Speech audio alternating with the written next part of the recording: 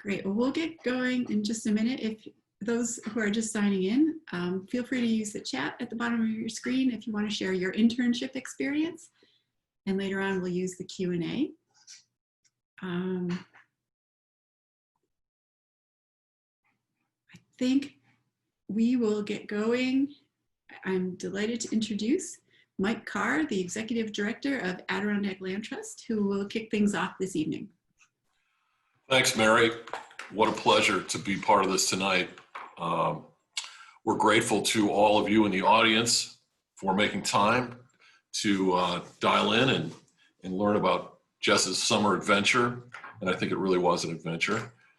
I had the pleasure of spending one day in the field with Jess on northern Lake George, looking at a shoreline project that the Land Trust did years ago that kicked off 3.5 miles of shoreline protection across from Silver Bay YMCA, and it just was a great day.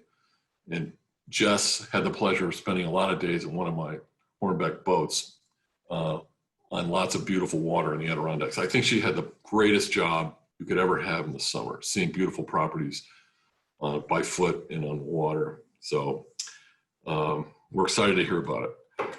I'd like to turn it over to Mary Thill, who, as you know, is our communications manager, and Kathy Woofter, who is on our philanthropy team. Kathy and Mary worked this summer with Jess to outline the program and help her manage her way through in the face of the pandemic and the distance that we had to stay apart. So without further ado, Mary and Kathy. Thanks, Mike. I'm going to kick it off for the two of us today. To start off, we'd like to share the story behind the Adirondack Land Trust internship for the future of the Adirondacks. 3 visionary people have made it possible to offer this opportunity. They have started a fund to help us make sure that the Adirondack Land Trust will always be able to provide hands-on experience to people just starting out in their conservation careers.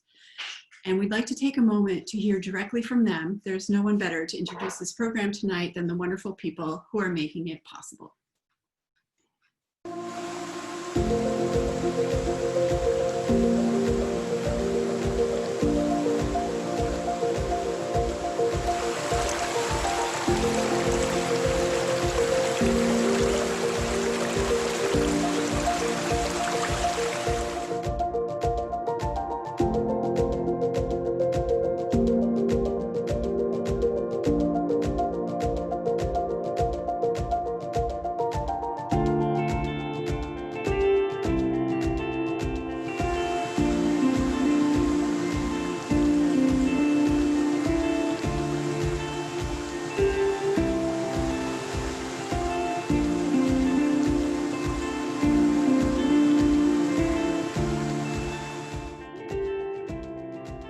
The work of preserving and protecting the Adirondacks does take more than one generation, and there need to be opportunities now for peoples in their 20s and 30s to explore how they can participate in the care and protection of this park over time. This is such an exciting time for young people to come into the field of conservation because there are so many different jobs as part of our work across the park.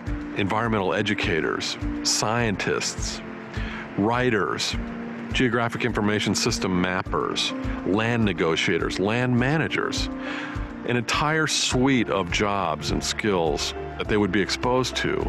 That is really what the field of conservation is about today.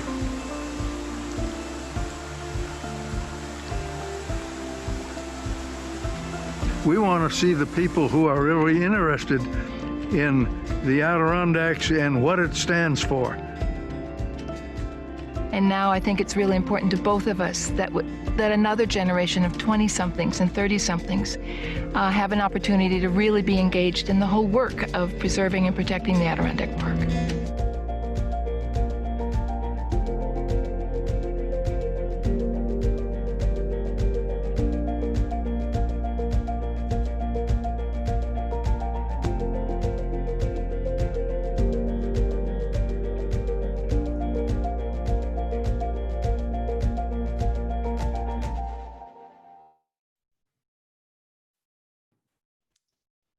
We can't thank Barbara Glazer and Ed Petty enough for giving the Land Trust and the Adirondacks the gift of young conservationists. And I can't think of a better investment in our future.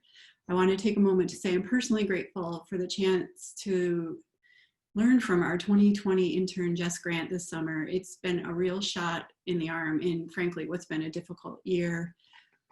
It's a privilege to do conservation work in the Adirondacks, and it really becomes a part of you, but sometimes we do need inspiration too. And Barbara and Ed's generosity has been a source of inspiration to all of us this summer.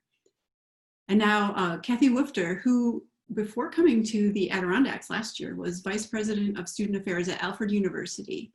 Her experience was invaluable in getting this internship off the ground this year. Kathy's going to tell us a little bit more about the goals of the internship. Sure. Thank you, Mary.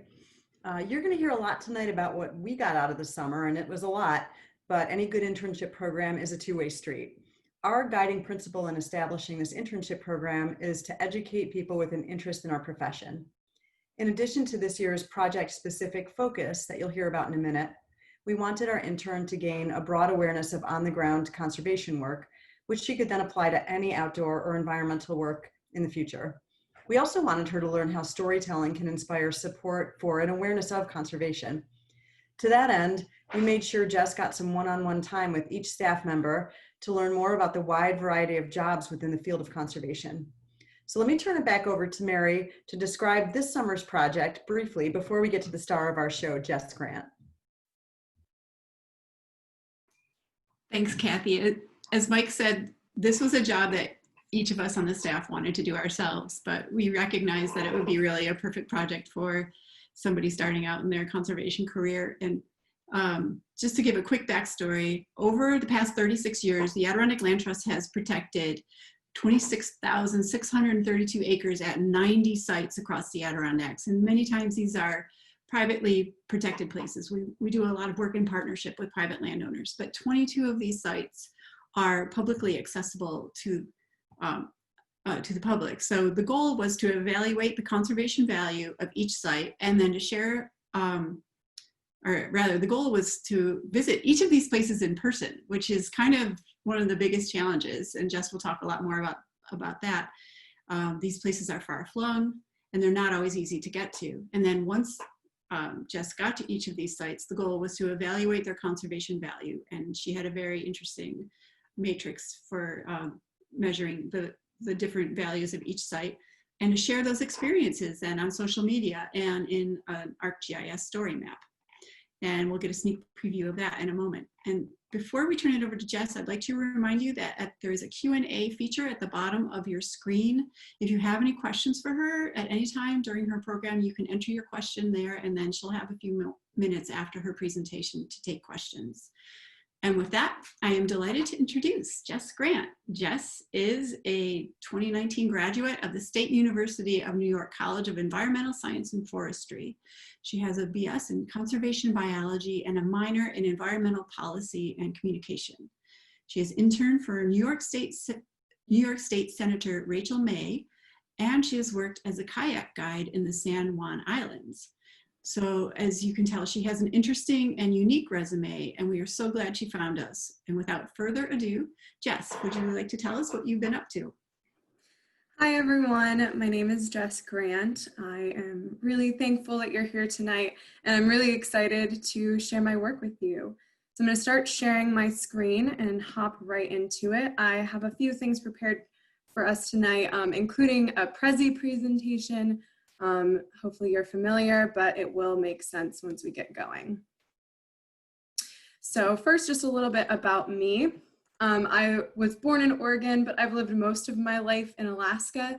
Like Mary said, I'm a graduate of SUNY ESF. I got my bachelor's of science in conservation biology.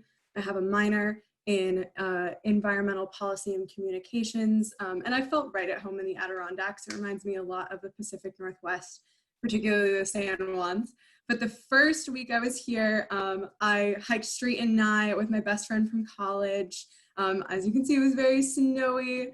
Then I hiked Whiteface and Esther just 3 weekends ago now. But I've also been visiting other peaks and other ponds all around. I love hiking and paddling. It's been a great opportunity being here for the summer. This is on top of St. Regis, if you're not familiar. Absolutely gorgeous.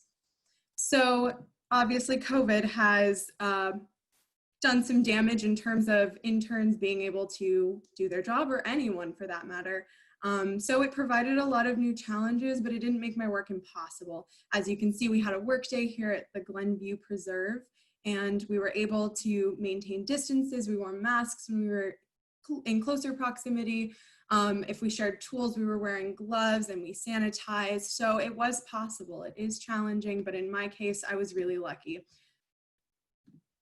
And then moving right along, this was my first week. I had a lot of people to meet, had my first staff meeting, but I also met the whole board. So I really met everyone. It's a staff of about 11 people, and the board is around 30. So I met a lot of new faces. I also went on a botany hike with Ray Curran, who was absolutely amazing, and it was a really good refresher for me.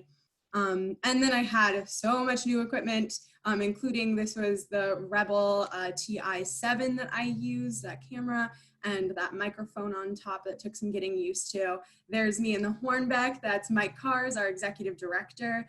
And then I bought my own boat, which is a Dagger Axiom. That's what's on top of my car. Agnes is what I call her. She is my trusty steed. I love her to death.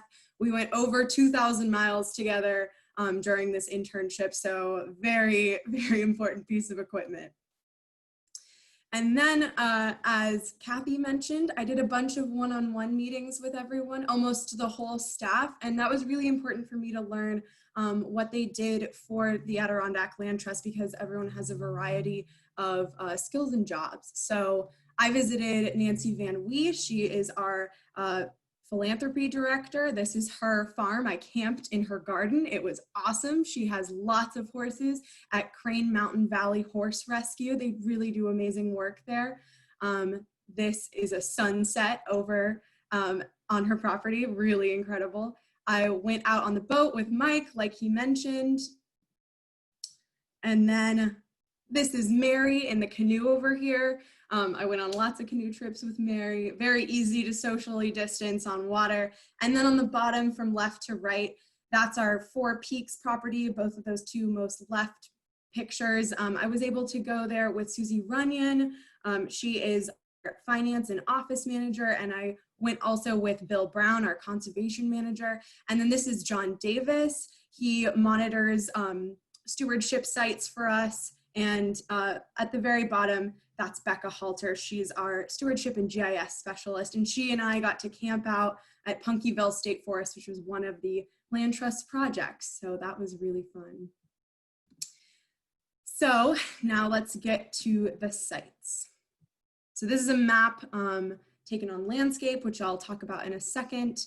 And you'll notice that it's more than 22, and that is because this goes by parcel, and sometimes our properties had many landowners and they come together to form one property to the public. So that's why we have 22 publicly accessible sites. And then for scheduling, I had so many things to do and to visit. Early on, I mapped everything out, kind of gave it a rough outline, and this is what that looked like. Just really figuring out how to block time. I clustered things when I could just to save on driving time, save on drive energy, and it was really useful.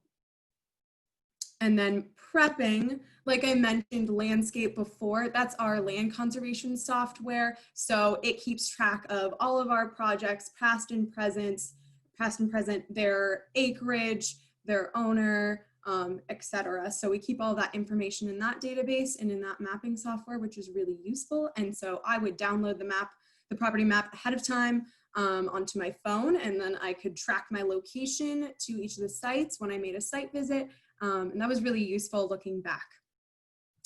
And then I would also email a potential contact. So I would try to get in touch with someone and ask them if they had any anecdotal experience on the land, or if they had any sort of stories or history for me, like just a little bit of context and background. They were often the landowner, or they might have been a relative of the landowner, various things. So I had a massive trip checklist, as you can see, and I went through it every overnight trip. I did not do this for every trip. And then on the left, you'll see the magic of instant mashed potatoes, and I truly believe in that. They are the most magical thing. I love them. This is from a book about ultralight backpacking by Mike Cleland. He was my downstairs neighbor when I was living in Saranac Lake for the summer. So really helpful person to have around. And then that last picture is just the way I packed my food, because I did a lot of car camping. So it was pretty great. And now we're going to talk about visiting in general. A lot of logistics. I camped, and there's my tent. That's an REI quarter dome. And I usually camp in my tent, but one night I also camped in my hammock at Lowe's Lake, and I met that adorable puppy, Juniper, little Australian Shepherd. So amazing. On Lowe's Lake, I was paddling in, and there were these two ladies, and they were just friends. They had, one of them owned Juniper, and we both got in really late because I was doing a whole circuit and doing multiple sites. And I got there at maybe 6 p.m. to my, to campsite number 12 on Lowe's Lake. And it was a huge group campsite, and I was the only person there. So they were paddling by, and I knew the next one wasn't for miles. So I was like, hey, you can camp here if you want. And it was great. Easy to social distance, and it was really nice having the company. And I definitely did it for selfish reasons because I wanted to cuddle with Juniper. So that happened. She hopped into my hammock. I also made really awesome camp food. I love camping because I love making camp nachos. So I made a bunch of those, and also definitely got Donnelly's soft serve. That's what that is. It's pistachio flavored. It's the best. I like it a lot. And I also camped at Faro Lake one night, and it was 4th of July weekend, so I had to hike in way further than I intended.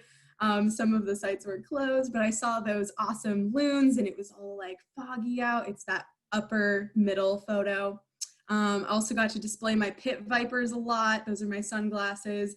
And that last picture at the bottom in the middle was a huge queen bald-faced hornet that flew into my car, and I pulled over and just panicked for about 20 minutes.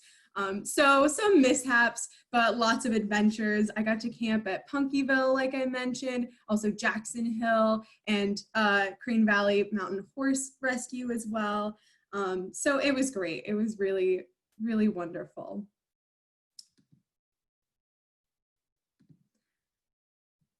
And then onto the social media, that was the something I worked on continuously. We'll look at this a little bit closer. These were what my posts looked like. So I put on a little, hey, it's Jess sticker. Mary helped me with that. So that was a way to kind of brand that the posts were mine. And I think that helped people distinguish the internship photography from the rest of the feed for the Adirondack Land Trust.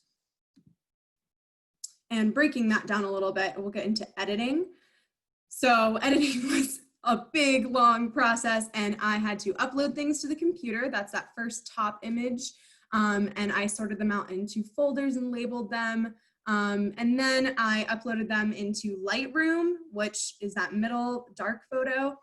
Lots of editing in there. And then the last thing I did was put them in Spark, which is also from the Adobe suite. And I would put designs on them and also throw our logo on there and kind of pull it all together.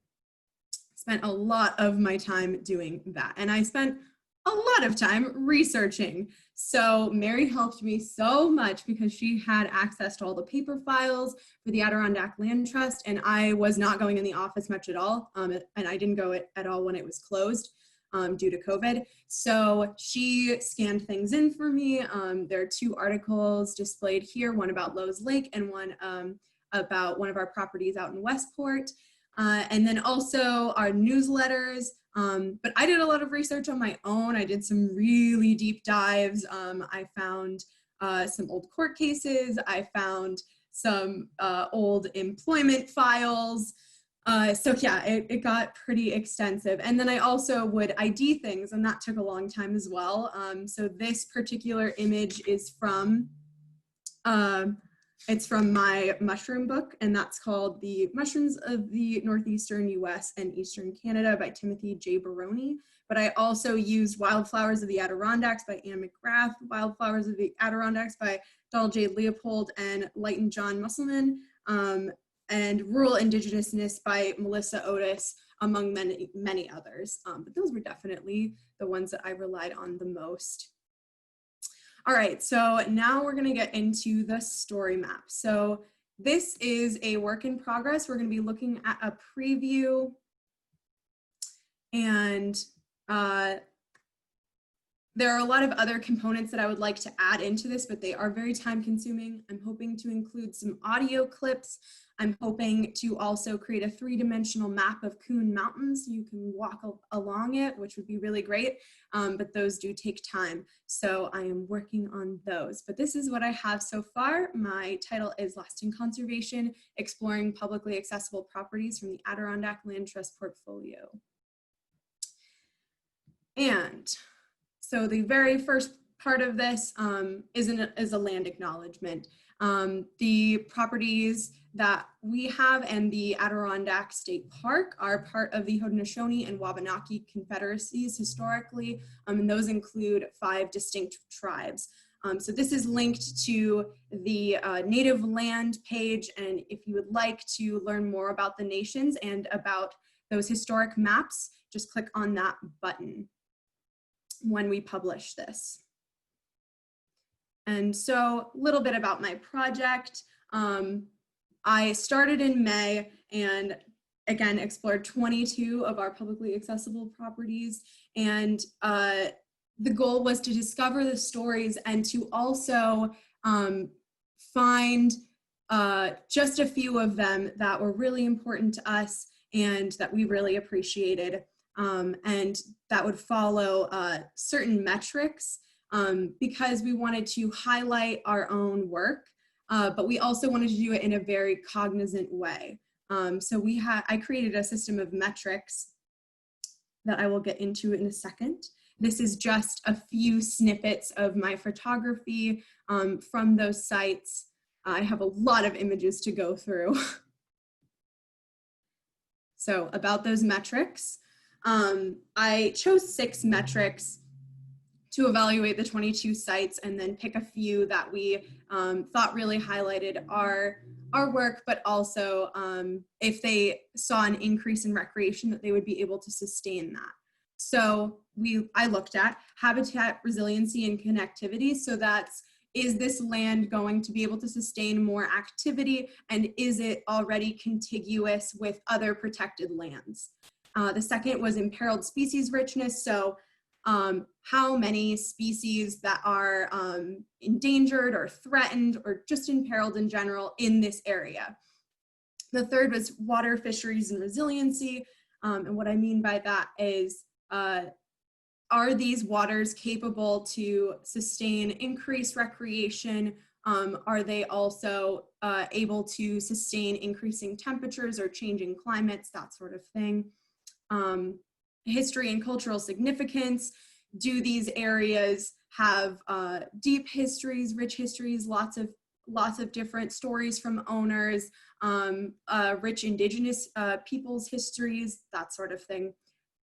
Fifth thing is recreational opportunities. So is it able to, are you able to do a lot of things on this land, like fishing, skiing, mountain biking, that sort of thing? Or is it really high quality for one activity, or is it really hard to do any of these things? And then the last thing is accessibility. So is this great for families? Is it really hard to get to? Is it bushwhacking? Is it wheelchair accessible? All of those things went into the metrics, and then I scored everything, and I have a whole spreadsheet about that.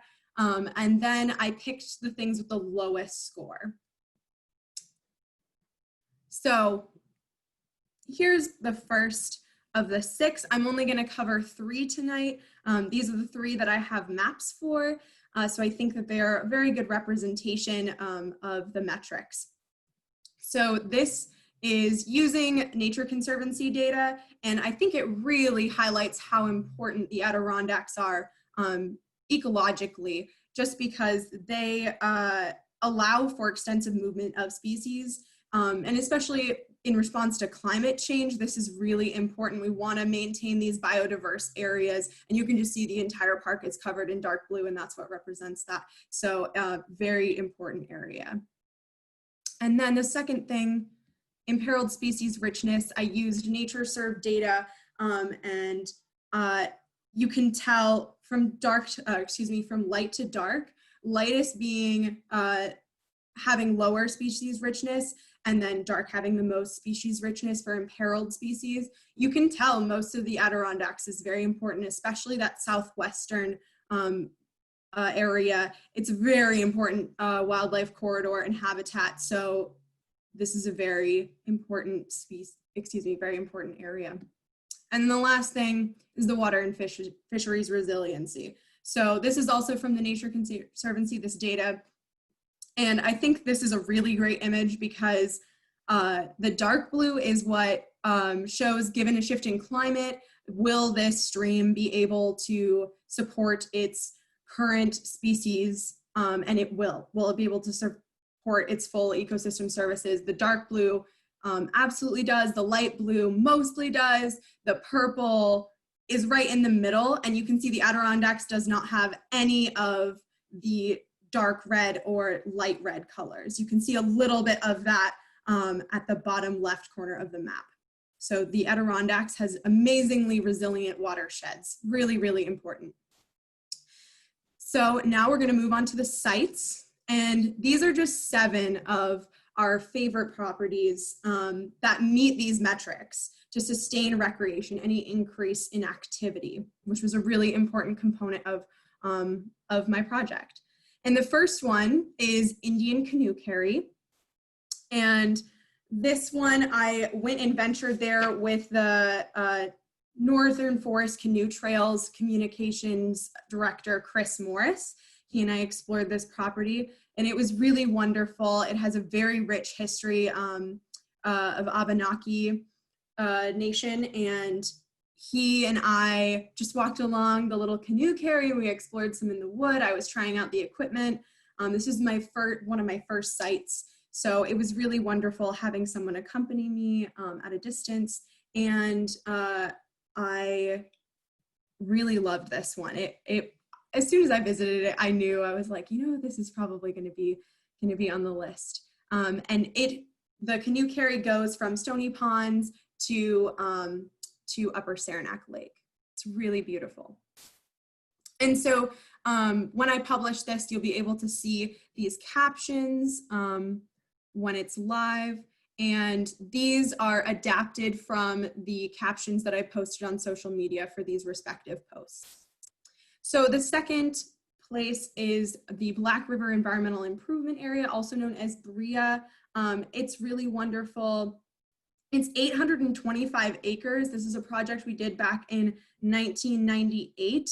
And what distinguishes this one from the rest, this is a conservation easement that is ongoing. The rest are all forest preserve, also known as Forever Wild from the Forever Wild Clause. And this one is really, really incredible.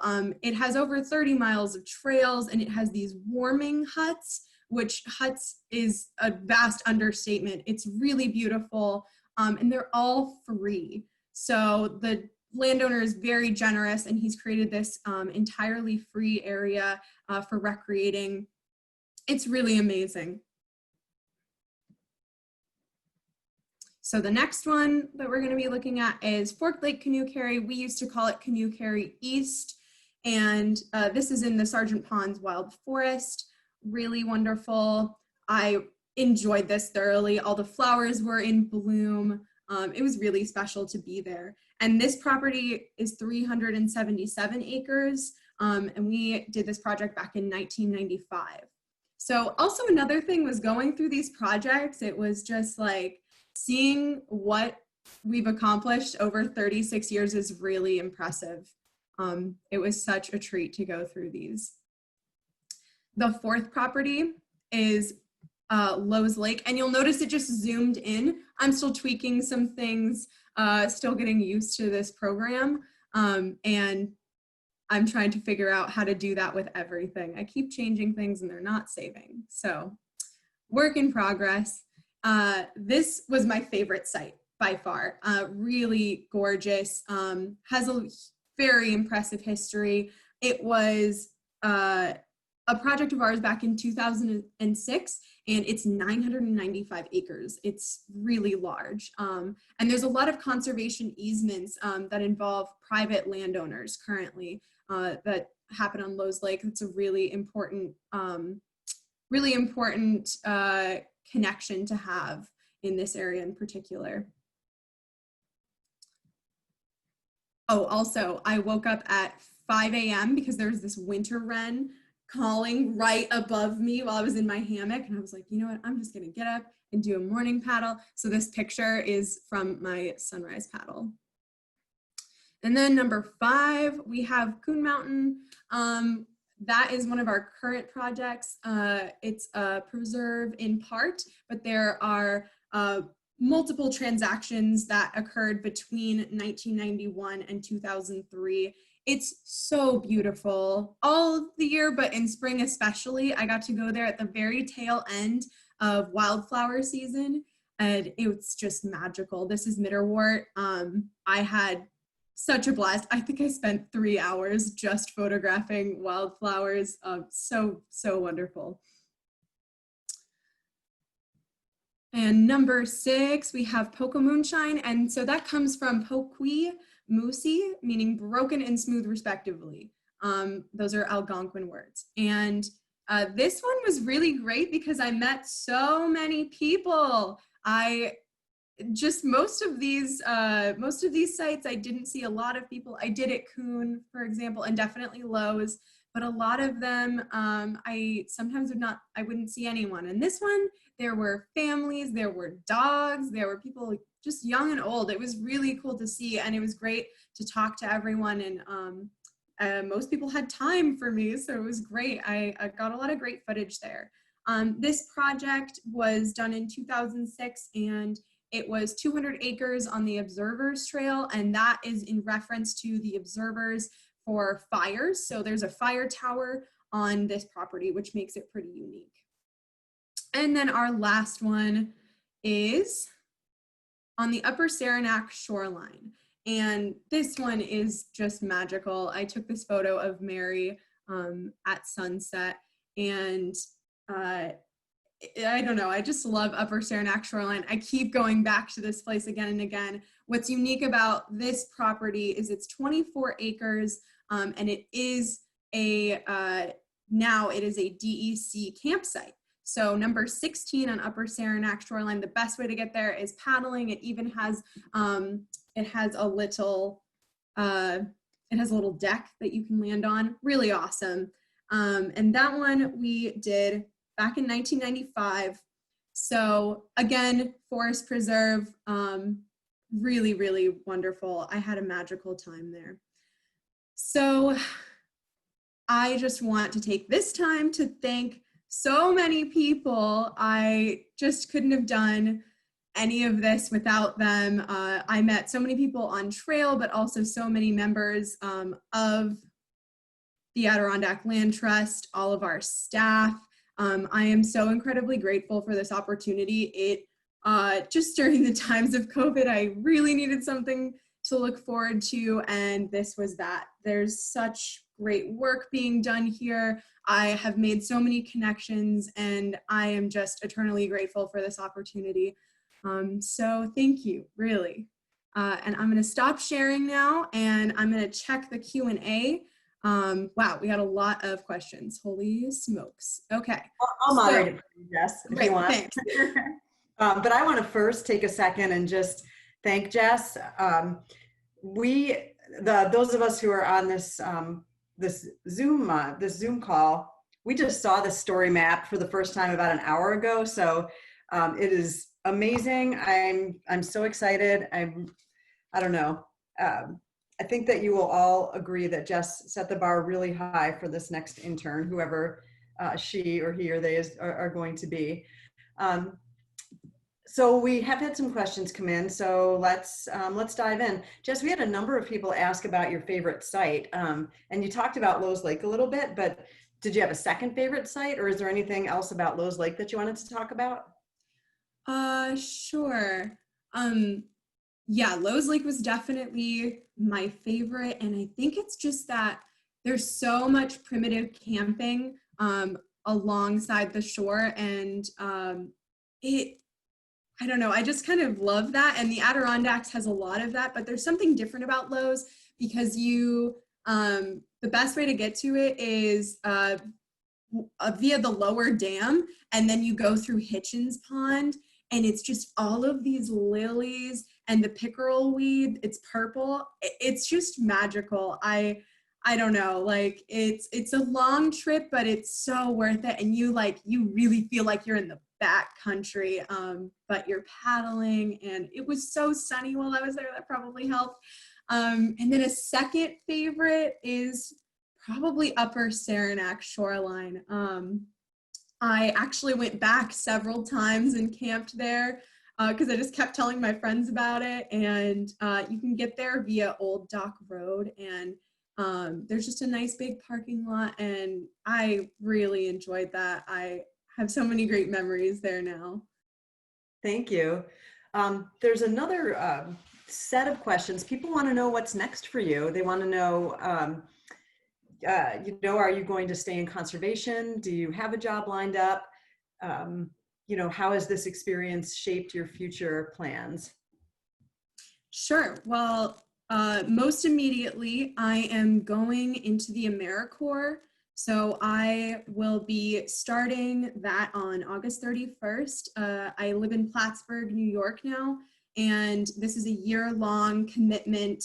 I'm going to be a VISTA, Volunteers in Service to America, and I'm going to be doing youth development programming for low-income families at the YMCA here, and I'm going to be mostly focusing on STEM education, so science, technology, engineering, art, and math. Almost forgot the last one. And hopefully a lot of outdoor education, because now we know that COVID is far less of a problem outside. I would love to get kids outside and learning about LNT, learning about conservation. That is definitely a goal of mine. And then after that, I mean, this year is kind of an interim year for me, just because I don't know what's going on in the world, but it's also a great prep year. I'm going to be going to grad school, hopefully next fall, and I am going to be using this fall to prepare for that. I'm going to be studying for the GREs and taking the GREs and researching various schools. I have some on my list already, and contacting professors, seeing research, but this internship has really shaped my perceptions on where I fit in conservation, and I am going to be pursuing land trusts. So yeah, it's been really formative for me. I knew that this was the type of work I wanted to be involved in, and this really solidified that. Thank you. I'm glad to hear that. We had a question come in. Does it seem like any of the places protected by the Adirondack Land Trust are being damaged by human use, given that growing popularity of backcountry recreation that you referred to? Sure. Yeah. I mean, the most distinct sign of that was Punkyville State Forest, and that's down in Forestport. So that one also has a history of not being, I suppose, taken care of in a conservation management plan. It used to be a plantation, a pine plantation. It used to be a brown trout farm, among other things. So there's also 2 roads that go through it. So it experiences a lot of traffic, and sometimes the state forests, they just aren't tended to as much. So I definitely saw a lot of overuse there. But a lot of the properties that I went to, some of them were in holdings. So for example, I went out to one in Saranac Lake Wild Forest, Saranac Lakes Wild Forest, and that one was so far back there that it almost looked like no one had been there in hundreds of years. So some of our properties are like that as well. They're just connecting contiguously protected lands. So yeah, it's some, but not as much as you would think. Thank you. Got a couple more here. And I'm going to combine two people's questions into one, and it's kind of about your learning and your growth as a part of this. One person asked, what surprised you most about land conservation in the Adirondacks? And then someone else asked, which I think this is a great thing to reflect on. What did you learn about yourself that you might not fully have known or understood before this experience? Ooh. Okay, I'm going to tackle the first one. So my mom's definitely listening to this.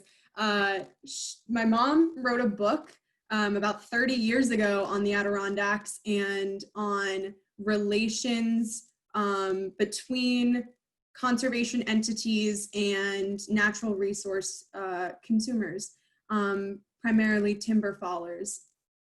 So in her book, there's a lot of mistrust. There's a lot of conflict.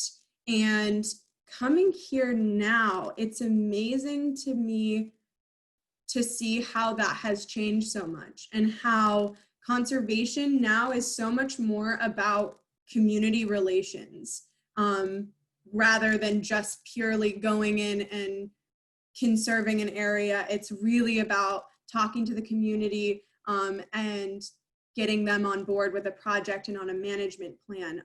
That has changed drastically. So yeah, that was unexpected for me. I've been in other conservation projects, and I'm always like, does the community feel good about this? Because there were incidences where the community did not feel like they were a part of the effort, and they retaliated. Like the story of Little Tupper Lake. If you aren't familiar, that is a good one to look up. And then the second question, what did I learn about myself? What I learned was I am very comfortable being by myself. I'm a very extroverted person. However, I am very happy on my own and just kind of like meeting people in passing. And I did a lot of that on this trip. And it was really comforting when I did see people, but I also took a lot of solace being solo, and it really made me slow down in a way that I haven't in a long time, maybe ever. So I really needed that. I needed that self-reflection, and this internship really did provide that. That's great. Jess, I've got two more questions. I think they're going to be quick. One is mine. I'm going to use my presenter prerogative and slide one in here. I'm curious if you ever, just being alone, particularly in places that didn't have, beaten down trails and maps, did you ever feel unsafe, or did you get lost? I never felt unsafe at all. I know my stepmom was really worried about me. She was like, what, you're going to be by yourself? Are you going to have a radio? What are you going to do? And I was like, I think it's going to be fine. Like, I feel so comfortable out in the woods. And I really do. I never felt unsafe at any point in time. And I did have a map and compass with me. I got map and compass training courtesy of the Adirondack Land Trust, which bolstered my confidence a lot. And then I had offline maps on my phone as well. And I had landscape. So those things combined, I did not ever get lost. The one that I was very worried about was the Saranac Lakes Wild Forest, because I really was just like, I was taking a bearing. I'm like, okay, I'm going to hit the edge of this lake. And when I do, I'm going to slightly go to the left a few degrees, and hopefully I'll get where I'm wanting to go. But it ended up fine. I made it there. I made it back. Lots of scratches, lost lens cap. So. Sorry about that lens cap.